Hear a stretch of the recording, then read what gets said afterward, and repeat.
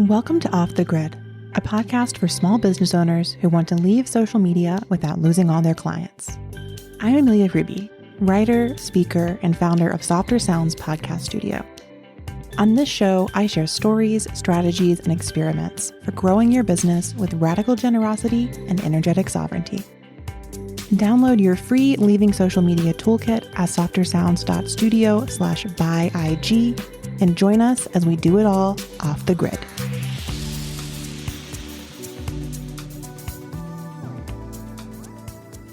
Hi, friends. Welcome back to Off the Grid. This is a podcast about running a business with no or minimal social media presence. I'm your host, Amelia Ruby. I'm the founder of Softer Sounds, and on this podcast, I share creative marketing strategies for launching and growing the business that you want to bring to life, while releasing a lot of the sticky shoulds we internalize about how business is quote unquote supposed to be done. So far in season 2 of Off the Grid, we've talked about breaking up with Pinterest, implementing SEO basics, how and why misinformation is bad for all of us. Definitely go tune into that episode with Christy Harrison for that. And we've covered lots of other great things that you'll find in our feed, wherever you get your podcasts. Today's episode is really for all my babes out there who listened to the 10 Things I Hate About Content Marketing episode and wrote to me about it. And then were like, this is great, Amelia, but what do I do now? Can't just be a hater. We got to do something else. I hear you, folks. So today I am very excited to have a guest who's going to show us a different path forward in our businesses. I think this conversation is just going to be a game changer for so many of you. And that's why I'm excited to invite Michelle Warner on the pod to talk about relationship marketing. So before we dive in, let me tell you a little bit about Michelle, if you're not already familiar. Michelle Warner designs tiny companies that are built to last.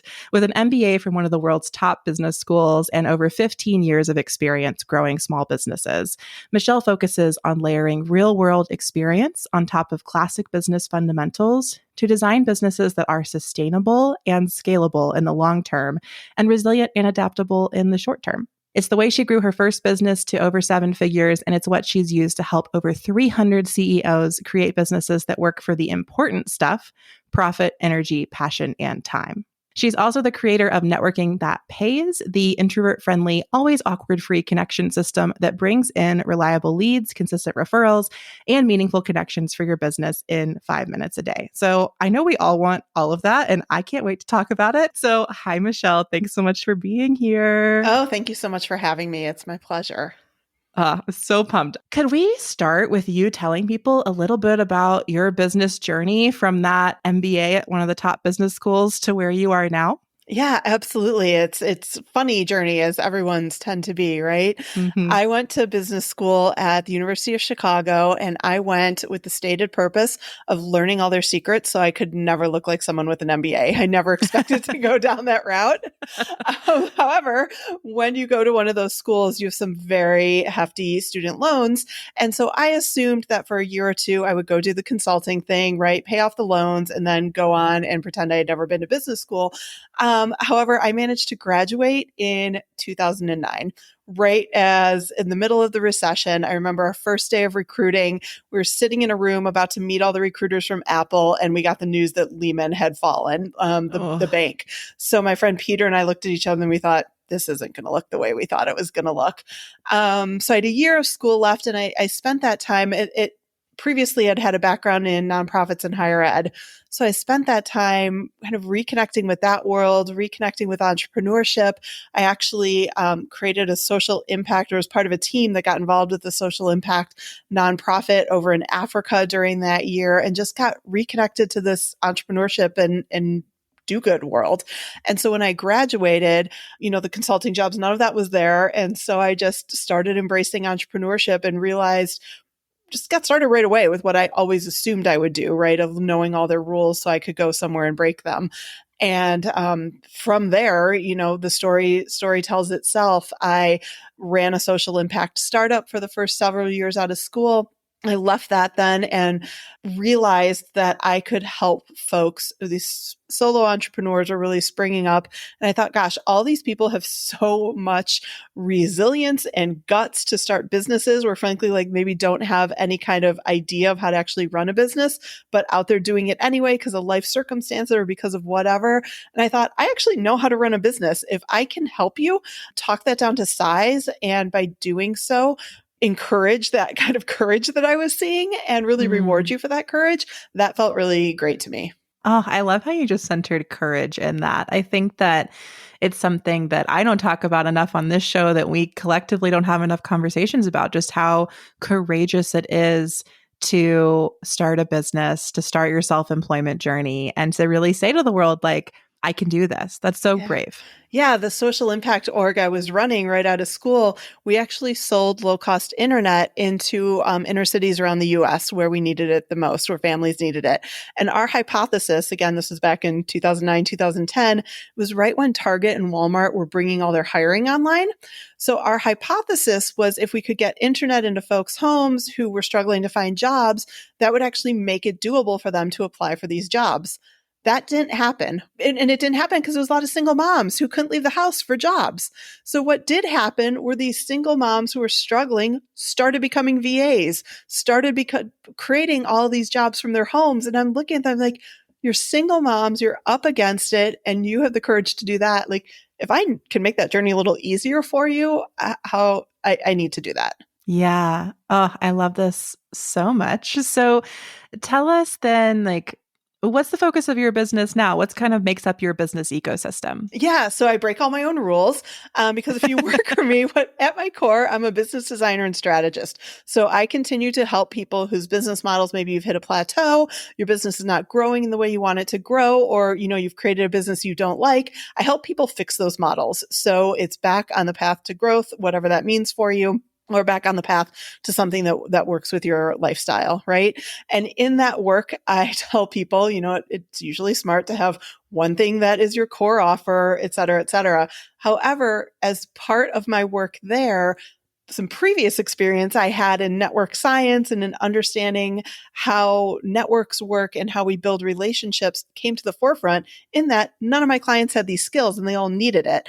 And so it started in a Google Doc. I started writing down a system that I myself had used for 15 years at the time of how to build relationships and how to network and how to use that in building your business in a sustainable way. Started writing that down for my one-on-one clients. And long story short, started training for that. At one point, a friend who had a very large following said, if you don't create this into a course, I'm going to steal it from you because all my people need it. And so now I also have this networking and relationship marketing side of my business because honestly, it's just, there's demand for it and people need it and nobody else is talking about anything like this. I will second that or snaps to that or support that all day long. And I think really from my perspective here at Off the Grid, and as a relatively new business owner, I'm in my second year of being full-time in my business. I just feel like as, online business really grew and kind of boomed over the pandemic when all of our businesses moved more online, we started to see these more online focused strategies of especially content marketing really move to the fore. And now I encounter so many business owners where the only type of marketing that's even on their radar is social media marketing or content marketing. So let's go back to some fundamentals. What is relationship marketing and why do you love it? Yeah. So relationship marketing, let's think of the world of marketing on a continuum, right? It's just on a line. On one extreme is what I call relationship marketing, and that is marketing that happens via relationships, conversations. The most extreme form of it, if you're all the way magnetized to the end, is a referral, right? Somebody loves your work, they send a friend, and think about how quickly that sale happens, right? It happens instantaneously. So relationship marketing is heavy on the relationships, tends to be really high quality leads, really high conversion. It's not all like 100% like referral conversions are, but it's pretty high. Other side of the continuum is traffic marketing or direct marketing, mass marketing, whatever we want to call this, classic e-commerce, Amazon stuff, where the game is actually the opposite. If in relationship marketing, the game is fewer leads, higher conversion, in traffic marketing, the game is as many leads as humanly possible and frankly, really low conversion. And that is completely appropriate for a lot of low-cost products. I always use the old Bed Bath & Beyond as the example here. Like they're just going to pummel you with coupons all day long and it will work. But for those of us solo entrepreneurs, service-based businesses, traffic marketing is generally not in alignment with your most efficient mode of marketing. It is usually you are much, much better off doing some relationship marketing. However, relationship marketing, not a lot of people know how to do that if it's not that referral. And those referrals, obviously, you're not in control of. And so when people want to get away from referrals, they tend to overcorrect all the way over to traffic. Because let's face it, that is the easiest thing to teach. It's what everyone talks about. It's what we think of marketing. But there's a whole world. Again, if you think of that continuum, there's a whole side, a whole left side of that continuum that is full of relationship marketing strategies that you can use if your business is in better alignment with, and none of that involves content factories. Yeah. So you mentioned service-based businesses, and I do think, that's what I run. It's what a lot of this audience runs.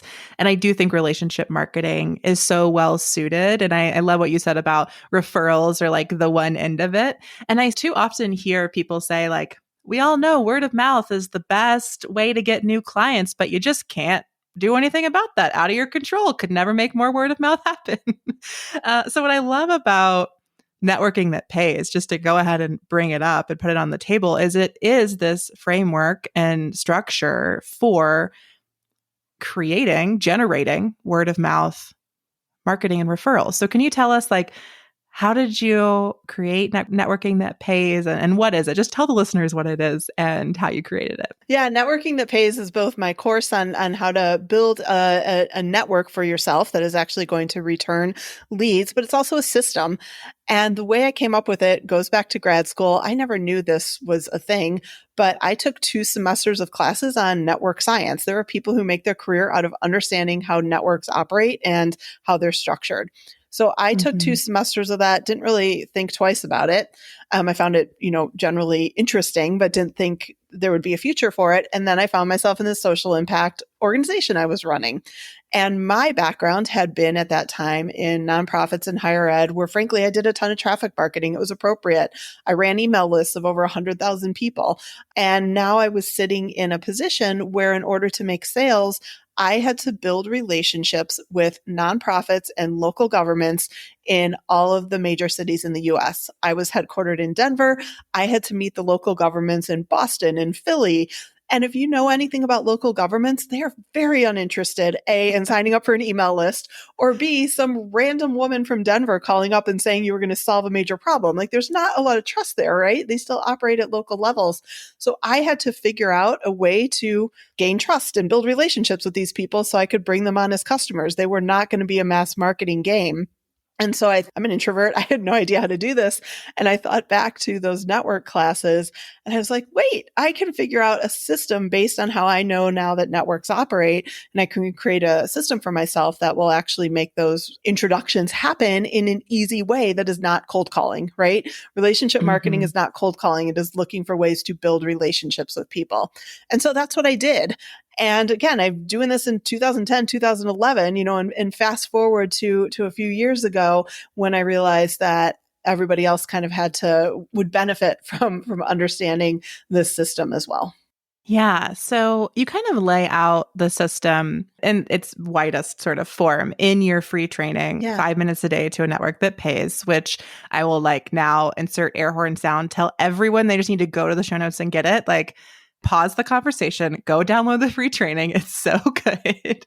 But could you maybe give us in brief, what do your 5 minutes a day look like? How does the system work? Yeah. So there's 2 halves to the system. The first half of the system is science-based, and that just talks about who needs to be in your network, right? Let's get intentional about this. A lot of times when we're networking, the awful part about networking is that we just feel like we're supposed to just go meet everybody and make friends with everyone and walk into a room. No, I hide in the bathroom at those events. So step 1 is understanding the science of how many people can actually be in your network. And it's not your social media followings. It's not your LinkedIn followings. There's very few people who can actually earn a spot in your network and that you have room for. So let's get intentional about who those people should be. So that's kind of the science-based half. And that's critical because if the right people are not in your network, this is not going to work. And most people have the wrong people in their network.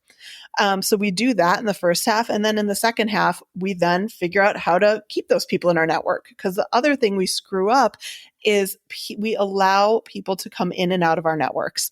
And then you have those moments where you're sitting around and you're thinking, oh crap, I really want to ask Sally for this thing, but I haven't talked to her in a year. This is about to get awkward, right? And if you're intentional about who should be in your network, now you have a manageable number of people that you can care for and you have a reason for caring for them because they actually have a reason to be in your network. And so over the course of a year, how do you stay in touch with those people? How do you build those relationships so that you don't have these awkward moments? You just have stable relationships that are win-wins for everyone. And that's where the 5 minutes a day kind of comes in, because what I have, and again, this is a system I built for myself, is there's a theme to every day. Monday's the thank you note, Tuesday's connection, and every day you are reaching out to someone in that network with one of those themes and you're keeping them active. Sometimes you're asking for something, a lot of times you're not, but when you have the correct people in your network in a manageable way, then it's very easy to reach out. You're not on endless like death circles of 30-minute coffee chats that go nowhere. You're actually having directed conversation for people that you know are win-wins in your life. I think both pieces of that are so important. And just to recap what you said, like both the who needs to be in your network and being really intentional about that. And I think I totally empathize with your sort of go to a networking event, meet anyone and everyone out there. They could be useful for your business. You're like, that's just not how it works. And I think so often when we become self-employed, we realize the network you may have had as a student or in your career just may not at all be the network you need for your business to be successful. And that network is probably totally different than just your straight up friends. And I think one of the things social media does is mix all that together in a really unhelpful swirl of people. So I'm wondering, well, I guess I said I was going to recap. And then there are the 5 things you do every day. And I love this. And now I can sometimes even tell when I'm getting a networking that pays email from someone. I'm not in it, but it feels good. Yeah. It's still this sort of oh yeah, they were thinking about this, so they sent it to me. And I think that's what I want to say too. It feels good to stay connected to people where you're mutually reciprocally benefiting each other's work and lives. And I think that both the intentionality of the network and how good it feels to be genuinely connected really make relationship marketing so distinct from social media. And they make your network really distinct from your followers. Mm-hmm. And I'm wondering if you could maybe tease that out a little bit more. How is a network different than a social media following or just a straight up audience? Yeah. So I think this goes back to relationship versus traffic marketing, right?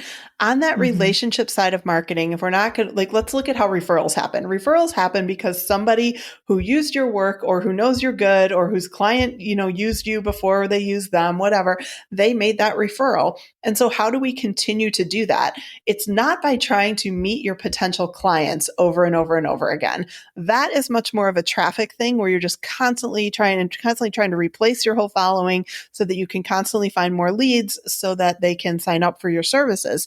Instead, on the relationship side, what you're actually trying to do, if you're doing it the correct way, is build relationships with folks who are always going to have access to and know your potential clients, so that over time, you are building the relationship with the people who will essentially be your referral partners in some way or another. It may not be a direct referral. It may be that they invite you to train their audiences. It might be that they invite you to an event to speak. They invite you on their podcast, right? There's all these things. I call it borrowing an audience, where you can go out and borrow the audiences of folks who are your ideal clients, but somebody else has gathered them in a place.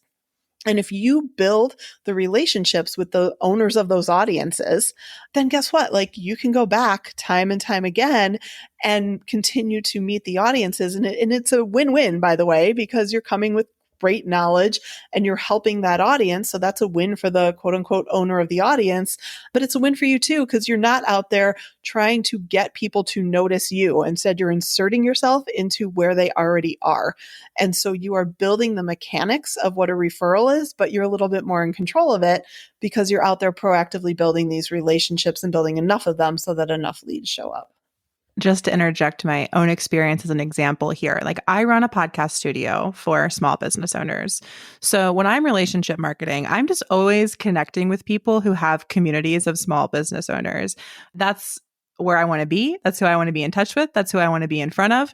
I actually have very few people in my network who are in the podcast industry. Like my space I try to be in is always like small business owners, generally like women or non-binary folks, and who are into some sort of like intuitive things. Like when I find those communities, I am present, I am there, I am offering support because those are the people, the leaders of those communities are the ones I want in my network. And then I can show up and bring value to the space and get clients. And it always is, I think sometimes I'll talk to other founders of podcast studios and realize that they're doing all of their networking in the podcast space, which the people who run podcast studios don't need podcast services. They don't need editors. We have editors. We are editors.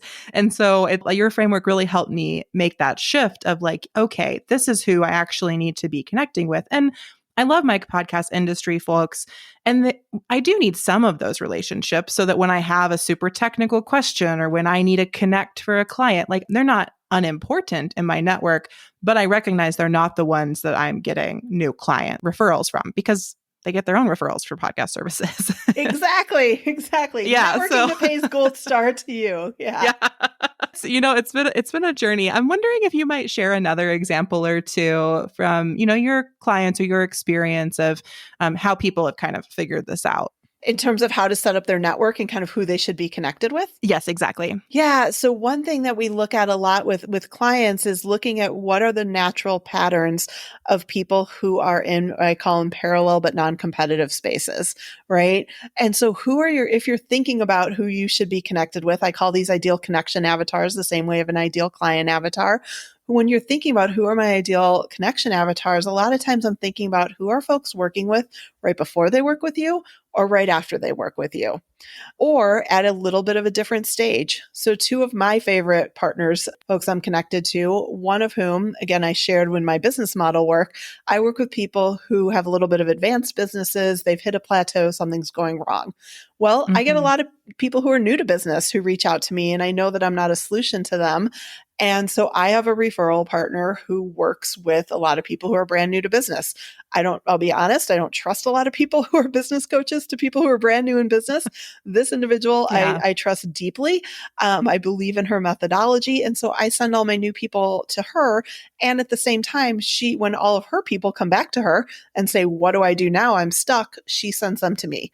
That's a fantastic type of referral partnership. We're both business strategists. On the surface, it might look competitive. It's not competitive at all. And we're able to not only help each other, but help our clients. I feel bad when a new business owner who really wants to learn the correct way reaches out to me. I feel bad saying, I don't actually know how to work with you, because I don't. Like, I'm not a mindset person. Like, so much comes up in those first couple of years of business. I'm not really a good match because I'm so kind of tactical and let's fix it mode as opposed to let's discover it mode. So I feel fantastic that I can send them to her and know that they're well cared for. At the same time, she doesn't like it when her clients come 2 years later and they've gotten stuck and she can't help them. So it feels really good to have that connection. Another one that I have in my personal business is, again, like I fix your business model. I have a very dear friend and colleague and ideal connection avatar who works on high-level sales strategy. So I work with a lot of B2B service providers. They're selling into corporate. They're selling maybe 50, 100K deals at a time. That requires some sales skills on top of just having a business model in alignment. So she will get a lot of folks who think they have a sales problem, but their business model is actually messed up. So she sends them to me first, says, go let Michelle get you sorted, then come back to me. Or I will get a lot of folks who we finish our work and then they say, okay, and also, what do I say when I'm about, how do I put together this proposal for a 100K deal? And so I send them to her. So that's a lot of those really positive connections. I try to point out the examples of where on the surface it might look competitive. But if you dig a little deeper, there's actually really natural connections of the journey that your clients are taking, right? Let's take that conversation of what their journey is beyond just you. Who are they working with right before you? Who are they working with right after you? And be looking for some of those folks to build relationships with. Yeah. Yeah. And I can think too, just knowing some of the more like B2C businesses in the, off the grid community, folks who are tarot readers or folks who are acupuncturists, thinking about your clients are on healing journeys, what other types of practitioners might they need or be coming from or looking for. Even in just my personal life, I give referrals to my astrologer so often. 100%. Because everybody, astrology's blown up over the past few years and people are like, I need a natal chart reading. Do you know a person? And I'm like, absolutely, I do. Go talk to Davis. So it's just thinking about what type of journey. I love this focus on the journey your client is on and what are the other people they might need or encounter before or after you. And those are the folks you want in your network so that you can be referring each other. And I also love this, like referrals are mutual. It's not just a one-way street. And I think that that's another thing that differentiates a network from an audience, right? As an audience is so one way or conceived of in that way. It's like you're on a platform. It's literally called a platform and you're speaking to the masses. Yeah. But a network goes all directions and we all help and support each other. Yep. Can I share one of my favorite collaborations that has ever happened? And I'm going to botch up the story, but it was so good. So we have I live in a small town along Lake Michigan, and we have a local yoga studio that is phenomenal at collaborations. This is why I remembered it while you were talking about that. I'm always encouraging them to collaborate with all the healers in town. That's so natural. Mm-hmm. However, one Friday night, they collaborated with the axe throwing bar in town. And I thought it was genius because I don't remember in what order it went, but it was something about like, get your aggression out and then go ground yourself or, and I just thought that was hilarious and creative and super applicable on a Friday night. Who doesn't want to go throw some axes and then, go chill out in a yoga studio? I just thought that was genius to think through how they do have the same clients. Yeah, it's an emotional journey in that case, right? Yeah. Like go get all of the anger out, all the frustration from the week, and then go rest and then go to bed. Yeah, exactly. That's what I want to do on a Friday. I think it was one of the most genius things I've ever seen. Yeah.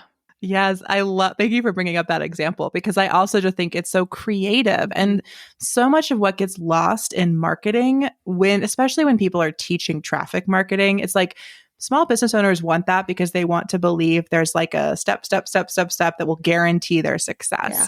But the best marketing is creative and innovative and a little weird and very fun and based in real human relationships and really understanding people's lives and journeys. And, if you want to guarantee your success, let's stop relying on the algorithms to put you out in the world, right? When you're on your platform, you are trusting the algorithms to do a job for you. I would much rather trust built up relationships to do, my friends at this point to help me get out in the world than an algorithm that changes every single day.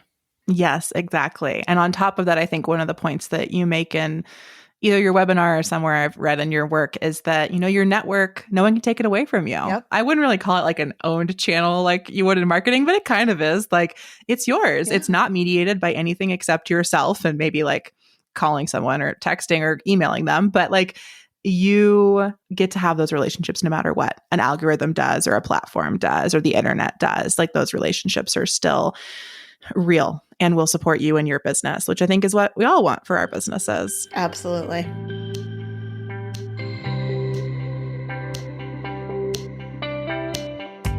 Hi, Off the Grid listeners. Amelia here, interrupting our conversation today because I want to share with you one of my favorite marketing tools. When I left Instagram, I invited all of my followers to subscribe to my mailing list in order to keep in touch with me. And I promised to send them monthly-ish notes on a lot of the themes I used to talk about on social media. I've used many email service providers in my day, but my favorite of all of them is Flowdesk. Flowdesk is a gorgeous, easy-to-use email service provider. It helps you create beautiful, thoughtful emails, and even better, it's really set up to help you create easy-to-use landing pages so people can join your list and workflows so you can automate sending messages to folks who sign up through different pages. Flowdesk is how I run all of the welcome sequences and lead magnets at Softer Sounds. It's also how I run the Leaving Social Media toolkit that you might have downloaded after listening to this podcast. I'm surely not sending those emails out myself manually. Flowdesk is doing all of that auto-magically. If you'd like to give Flowdesk a try, please use my affiliate link below in the show notes. You'll get a discount, I'll get a kickback, and we will all send more beautiful emails together. Again, check out the affiliate link in the show notes. For now, we're going to get back to this episode of Off the Grid. Going back a little bit to this spectrum that you're talking about between referral to traffic marketing, relationship marketing, traffic marketing, where do you put like social media marketing and or content marketing on that spectrum? How does it fit in? Yeah, so it is traffic marketing 100%. Your referral marketing, and I'll get into my caveats for that in a second. But referral marketing, as we've been talking about, that is all about getting off your platform and talking to people in other places. So here are my caveats to kind of content marketing. A very important thing you need to do in relationship marketing is when you go and borrow that audience, you better go say something that blows people's minds. You cannot go be generally useful, right? And when we have kind of a content factory, a content mill, you're just churning out as much content as humanly possible. And I don't say this to be harsh, but when you're putting out that much content, you can't blow people's minds with every post. It's just not humanly possible because you have to give so much volume, right? Yeah. So it's not that content's not important in a relationship marketing scenario. It's just that you're always going to a new audience when you go and borrow that audience. So you can say the same thing over and over and over again. And therefore, it can be really freaking smart and blow people's minds. So that it's not that content doesn't have a place in relationship marketing. It's just more of that like core content and, the thing that the one or two or three things you really, really care about, as opposed to day after day after day churning out the content. And then the other place that content marketing can work in a relationship funnel is to move people through. I call it like the logistical part of the thing, right? Like if you need to move them after you go and borrow an audience, you need to invite them to do something and come over to your platform. So sure, there's probably going to be some content involved with that, right? And you need to stay in touch with them. So there's going to be some email involved with that. But I don't count in a relationship funnel. I don't count on that content to do any of my selling or any of my actual strategic moves for me. I just look at it as a logistical tool to keep people moving through the funnel so that I can intercept them, if you will, and insert relationship strategies along the way. But the content keeps them in my world, as opposed to in traffic. It's only content and you're relying on them to find you as opposed to you going to find them. And then you're also relying on the content generation to sell them. And that's the big difference. So it's not that content doesn't exist. It just plays a very different role and there's much less volume of it. Oh, I love that emphasis so much because I do think it's very disappointing if you like hear someone give a great talk and you like go to their website and there's like no way to go further with them. And you're like, but wait, I loved what do we do? Or it's like you go to their website and all you can do is buy a $10,000 package. And you're like, I need another step between this amazing thing you said. Like what fills? So I love that like some core content can fill that in. And I see this in, your setup as well, right? You have a webinar, you have 5 minutes a day. And then, you have some emails that talk about networking that pays. And then from my outside view, so tell me if I've got your journey wrong, but then you invite people to your monthly table talks. And it seems like that's your ongoing connection point. So can you tell us about those and how they fit into your ecosystem? Yeah. So when I think about marketing, I think about 3 stages: awareness, engagement, sales. People need to know you exist. That's awareness. Then they need to engage with you, and then they need to buy something from you. So awareness, within the relationship framework, awareness is something that never happens on my platform. I never expect people to find me I don't expect them to Google and find me. Part of that is because there was a murder of someone with my same name. So if you Google me, like I will never win the SEO wars. Yeah, it's dramatic. Oops. Yeah. Well, at least you're still alive. Exactly. So call that a lesson in how SEO can't always work for you. So I am always taking that awareness stage off of my platform into other borrowed audiences. And I have my couple of things that I say to folks that kind of blow their minds, right? Then in engagement, what a lot of folks think about engagement is, again, they just try to pummel more information at people. And this is a lot of our social media and content strategies. Well, once they follow me, I'll just throw information in their faces all day long. That's not what you want to do. If you did a good job at awareness and you've blown people's minds, now you want to show them how to apply it, right? And say like, if they have that moment of doubt and they say like, wow, that was really smart. I get that about relationship marketing, but would that really work for me? Is that really my business? They start to have these doubts. And so instead of pummeling them with more information about how to build a relationship funnel, I say like, come ask me a question, or like, let's do an audit or a diagnostic or an assessment of some kind so that you can understand that, yeah, you do fit in this category. So that's why I do a monthly Q&A roundtable. So everybody who meets me at Awareness can come, and I just hang out and ask questions and answer questions for folks about all these concepts, hear their individual situations, and explain to them how, yeah, it does fit for them. And there's a million different ways you can do that engagement piece. That's one of mine. I have another blog post. If you look at my site, I don't have a ton of blog posts, but I have a couple of core ones that do act as kind of diagnostic things. So just to totally break down my funnels for you on the relationship versus traffic situation, we have a conversation like this, then I ask them to come into the Q&A. I also, for my business model piece of my business, I talk a lot about sequence over strategy, meaning it matters a lot less what you do. I don't care if you know how to run a perfect webinar. If you are running it at the wrong time, it's not going to do anything for you. So I talk about sequence over strategy, doing things in the right order. And for that, I use a diagnostic of the 5 stages of small business growth. And this is like seminal research out of Harvard in the early 80s that talks about how every small business grows within these 5 stages. And if you look at that, everybody is actually focused on the wrong stage. Like 90% of the time, people are putting their energy into the wrong stage. So if I'm talking about the business stages and sequence over strategy, I say, go read this blog post. It will walk you through how to figure out what stage you're actually in and which one you're operating in. And then you can figure out how to refocus your priorities. Right. So I'm blowing their mind by the fact that like you have to do things in the right order. Blew my mind. Yeah. I was like, what? Yeah. I'm literally like, need to go to your blog right now. Yeah, I will get you the link. But so many people worry about like, how do I run a webinar? It doesn't matter if you're doing it in the wrong order. You can run a perfect webinar and it's going to be a bust. And so if you can go to that blog post and you say, oh, I'm actually in stage 2, but I'm operating in stage 3, which is super, super common, then you can course correct and like how you want to prioritize yourself. So that's an example of how I use an engagement strategy to not pummel them with more information. I don't send them 100 different posts about how to do this. I just say this one post, I'm like, go look, are you doing the wrong thing? Okay, cool. Then come to the round table and tell me what you're doing and we'll kind of sort you out. And that is the type of thing that works, because then when it's time to ask them for the sale, I don't even have to ask people for the sale. They just come to me and say, oh my God, I read the blog post. I'm operating in the wrong, in the wrong zone. Like, how can you help me?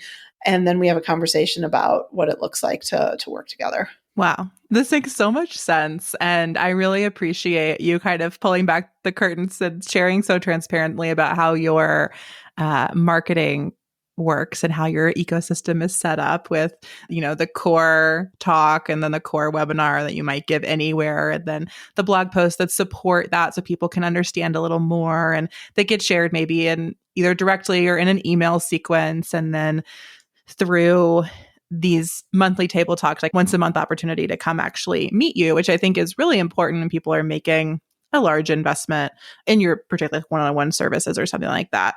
What large is different depending on who you are. But I'm wondering, how do you sort of see that working for maybe a more, again, thinking back to like, we're both B2B service providers. And so I find that that's like a slightly different, the stakes are a little different, the numbers are a little different, the functionality is a little different than if you are, working in more of a B2C service provider environment, like a yoga studio, or I'm trying to think of services that are still, you're not selling shoes. It's not just like a straight up product, but you're also maybe not selling, a multi-$1,000 package. How does the sort of relationship marketing function there? Do you see the sort of same like core content? Do you think content is even useful at all in those instances or no? So yes and no, when you're kind of in that in-between space, right? Because we're on a continuum. So you can be half relationship, half traffic. And something like a yoga studio probably is that. You're not full on Amazon experience. I would actually go back to the example I gave about the yoga studio and the axe throwing bar, because what they did was, of course, they don't have like core content at the top where they're going and delivering some speech like I am, but they are borrowing audiences at that top, right? They're each borrowing each other's audience. And I still still think that is super, super important for that top awareness piece. If you have to have any kind of relationship thing, again, let's not count on your marketing channels to go and find those people for you. Go and be a little proactive at that awareness stage. Come up with, borrowed audiences, collaborations, and all that. And then sure, after that, you are probably going to be hitting some traffic stuff. You are probably going to have a social media account if you're a yoga studio. That comes into it. But again, this is not going to be about having to dance perfectly on TikTok or like hit the Instagram reel. Like you're still using that as a little bit of a logistical tool from people who met you because they were patrons of the Axe Bar, but they met you, through your collaboration. And now they're just going to follow you and keep in touch with you via your social media, as opposed to making your social media be that awareness thing. That's where people just get burned, frankly. Yeah, no, I think that you're pointing to something that I hear and say a lot, which is that social media, particularly, I would also put podcasts in this category. Like we think they're going to work on awareness. Like we think they're going to be an audience growth channel for us, but they're not. They're an engagement or what I would call like a nurturing channel for us. They're where we continue the relationships such that people can stay in touch. And for me, it's like when they're ready to do what I offer, I'm still on their mind, because I encounter a lot of people who like enter the Softer Sounds world and love what we're about, but like aren't making a podcast yet. But then when they do in 3 years, or, for me at this point, like in 18 months, they're like, you're here, I'm ready, we did it. 100%. Yeah. I am wondering, how do you think of podcasts in, a marketing ecosystem for relationship marketing? What do you think the role of podcasts is for people in their businesses and marketing? Yeah, you nailed it. They're 100% an engagement strategy. So they're a great place for you to talk through. So maybe you're not interacting with people, but you can be talking through deeper concepts about what you shared during awareness, welcoming folks over, sending them to those blog posts, talking them through some of your diagnostics, and just allowing them to work out for themselves. And the binge factor is huge as well, right? So they're an engagement strategy. However, my also hidden strategy for podcasts, I'm actually not going to use this on my own, but it's another one is when you know those ideal connection avatars who you have to meet. Sometimes it can be hard to meet those people. And I talk about a lot of different ways to get introduced. One of my favorite ways to get introduced, and actually the one that I use with my social impact org, was to create a platform that you can invite people to. And so I always encourage my clients, a lot of my clients have to go through a network rebuild because we have this that their networks are all the wrong people. And it's intimidating. But if they have a platform in place, if they have a podcast in place, we start finding, who do you want to meet? Let's invite them on guests as podcasts. Let's hand them an audience first. Now you have served them. And now the door is open to actually build a relationship with them, right? You're not entering with some sort of cold ask. And so that's a really great bonus of having a platform like a podcast. I wouldn't necessarily start one just to do that, but if you have it and it's working that engagement role, it can play an awareness role for you by getting you introduced to people that you want, that you want to borrow their audience. That wasn't English, but yes. People are following me. No, I follow completely. And it is definitely something that I talk through with Softer Sounds clients. Like, what is your goal for your show? Yeah. And, some of the podcasts I work on, I would say success, it looks different for everyone. Like the standard, quote unquote, for success in podcasting would be like, you've got 1 million downloads or whatever. Yeah. It's going to be download metrics. But that's really not that important for a lot of the shows I work on for small business owners. Like what they need is either to be consistently talking to a small group of the right people, or building their network by bringing on the guests of the people that like they really want to talk to. And what I can say from firsthand experience on Off the Grid too, is if you create something that enough people are excited about, then like the network you desire will come to you. 100%. Like this season, I've definitely gotten pitched by people where I'm like, oh my God, I thought you were so out of my league. I wouldn't even have pitched you. And here they are in my inbox pitching me. And I'm like, honored and overwhelmed and so excited. And your network grows through that. I agree with you. It's such a great way to connect with the people you're talking about. And I can say from experience with some of my clients, like Some of the most successful shows for network building have very small audiences because the person didn't make them to get tons of downloads. They made them to connect with the right people and grow their network in that way, such that, they're getting business through those relationships to do relationship marketing down the line. 100%. And let's remember what a relationship funnel requires, right? High quality leads, not a lot of them because they're going to convert like crazy. So you start counting downloads, that's a traffic metric. And yeah, if you have a relationship business, the metrics are all different. Yeah, exactly. So Michelle, tell us what's coming up in your business. How can folks connect with you if they want to go deeper, which I truly think they will at this point. Yeah, please come on over. You can find me at themichellewarner.com. You're always welcome to drop me a note over a direct message on Instagram or LinkedIn. You will not see me posting there very often unless it's my dog, but I do respond to DMs there when I can. And come on over, hang out at the round table. Those happen the first Wednesday of every month. You can just come listen to me riff on this, answer people's questions. And then this summer, I do have my boot camps coming up. So I run a 2-day boot camp for what's called Map Your Model. And that helps you if you're kind of confused about what the heck you're doing with your business. Super affordable way to work with me over a couple of days with a group and start diagnosing what's going on with your business and where you might want to shift it. And then I also have a Build Your Relationship Funnel boot camp where over 3 days, we actually get in, build that awareness, engagement, sales strategy for you. Of course, if you just want to learn how to network, come on into Networking That Pays. We'd love to see you there and geek out on all things networking. I love it. Well, thank you again so much for being here and sharing your wisdom with us. Thanks, listeners, for tuning in. I look forward to all of you becoming relationship marketing experts. And after you take 5 minutes a day for Networking That Pays, please flood my inbox with all your connection emails. I'm ready for it. Come at me. I love it. Send thank you notes all day long. Here. Yes. Yes, I would love dozens of emails thanking me for this podcast episode specifically, and or Michelle, but I don't know if you want your inbox flooded. Mine's open to you all. Mine is open too. I will take a thank you note all day long and I will be happy to forward them to you. Oh my gosh, beautiful. Well, thanks, Michelle. Thanks, listeners. We will be back next week with more of season 2 of Off the Grid. And until then, I will see you off the grid.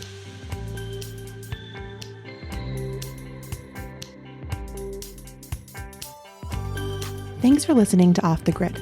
Find links and resources in the show notes, and don't forget to grab your free Leaving Social Media Toolkit at softersounds.studio/byeig. That's softersounds.studio/byeig. This podcast is a Softer Sounds production. Our music is by Purple Planet, and our logo is by Natelier Studios. If you'd like to make a podcast of your own, we'd love to help. Find more about our services at softersounds.studio. Until next time, we'll see you off the grid.